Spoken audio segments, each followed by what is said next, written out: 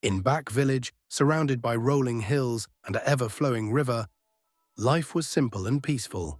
The villagers were hard-working, living their days without much excitement or fear.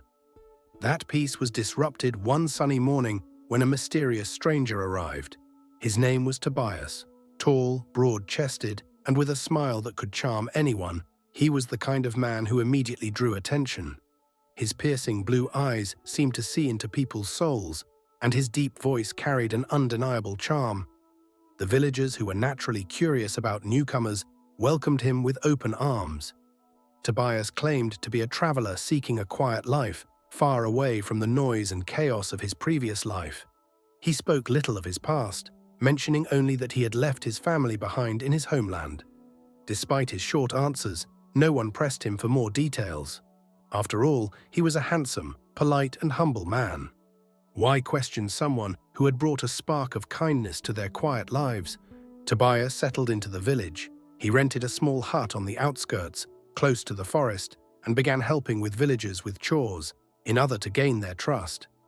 Women of all ages found excuses to talk to him, drawn by his charm. The men admired his strength and confidence, often inviting him to join them for drinks or hunts. Tobias seemed to fit in perfectly, but there was something about him that felt off. What no one knew was that Tobias wasn't in the village by accident.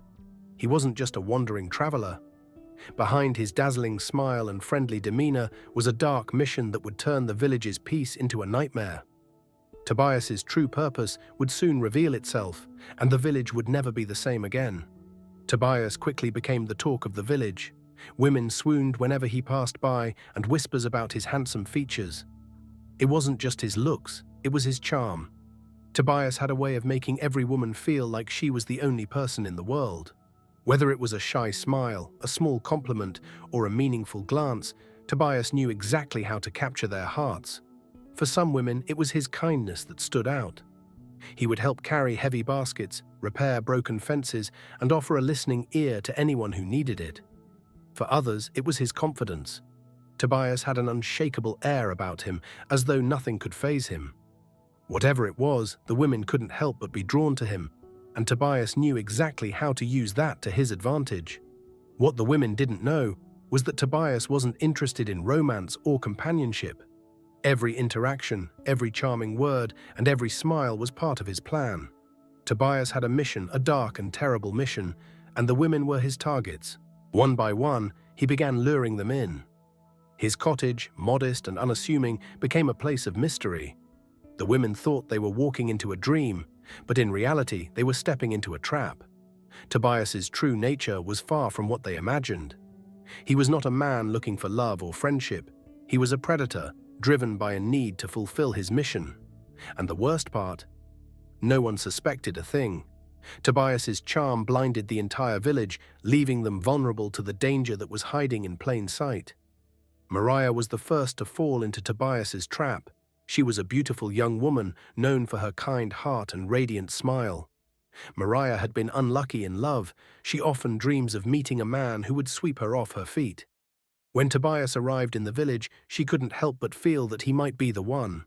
He was everything she had ever imagined, handsome, kind, and attentive. One evening, Tobias invited Mariah to his house for tea. She hesitated at first, but his warm smile and gentle words reassured her. "It's just tea," he had said with a laugh.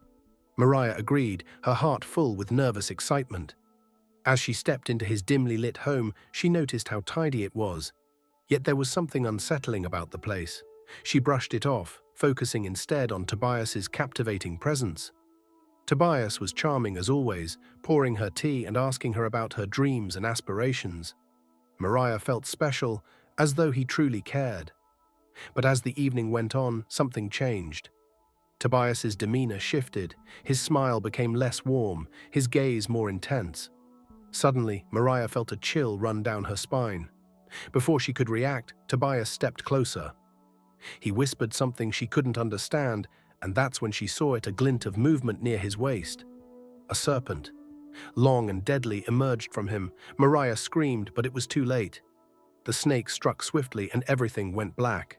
The next morning, the villagers found Mariah's lifeless body in the square. Her skin was pale, marked with strange snake bites. The villagers were horrified, but no one could explain what had happened. Tobias mourned with them, hiding the satisfaction that came with completing the first step of his mission. In the weeks following Mariah's death, the village was shaken. The peaceful atmosphere that once defined their home was replaced with fear and unease. Everyone speculated about what could have caused such a terrible death. Some believed it was the work of a wild animal, perhaps a venomous snake, that had wandered into the village. Others whispered of curses and dark forces at play. Despite the fear, life continued. Tobias remained at the center of attention, his charm undiminished by the tragedy. If anything, the loss seemed to make him more empathetic, as he often spoke of how heartbroken he was over Mariah's death. The villagers trusted him even more, finding comfort in his calm demeanor during such troubling times. But then another woman went missing. This time it was Clara, a widowed seamstress who had recently started spending time with Tobias. Her body was found in the same way as Mariah's, lifeless, pale, and marked with strange bites. The villagers panicked. 2 deaths in such a short time couldn't be a coincidence. As the days passed, the pattern became clear. Women who spent time with Tobias would disappear, only to be found dead shortly after. Yet no one suspected him. Tobias was too charming, too helpful, too perfect. The villagers looked everywhere for answers, except at the man who stood among them. Tobias, meanwhile, was focused on his mission. He kept a record in his mind, 2 souls down, 148 to go. Each life he took brought him closer to his goal, and with every passing day, he became bolder. The fear gripping the village only made his task easier. The women sought comfort, and Tobias was more than willing to provide it for a price they wouldn't live to understand. The once cheerful and bustling village now lived in constant fear. 2 women had already been taken in ways no one could explain, and rumors spread like wildfire. Was it a wild snake that had come down from the forest? Or was it something darker, something supernatural? The elders of the village spoke of old legends, warning of curses and creatures that preyed on the innocent. Families became protective. Women were no longer allowed to walk alone, and after sunset, the streets were empty. Doors were locked, candles burned through the night, and prayers filled the air. Yet despite their best efforts, the deaths continued. Tobias, meanwhile, became even more deeply embedded in the village's trust. He attended every meeting about the mysterious deaths, suggesting ideas and pretending to care deeply about the women who had died. He often stood at the forefront of the search parties, pretending to comb the village for answers. But inside, he reveled in the chaos he had caused. By now, Tobias had taken 5 lives, and each soul brought him closer to his goal. Yet the guilt began to gnaw at him in quiet moments. His mother's face haunted his thoughts. He remembered her frail hands clutching his as she begged him to save her. "You're the only one who can do this, Tobias," she had said, her voice barely above a whisper. Her words gave him strength, but they also deepened his torment. He didn't want to hurt these women, but the snake, his curse and his weapon, demanded blood.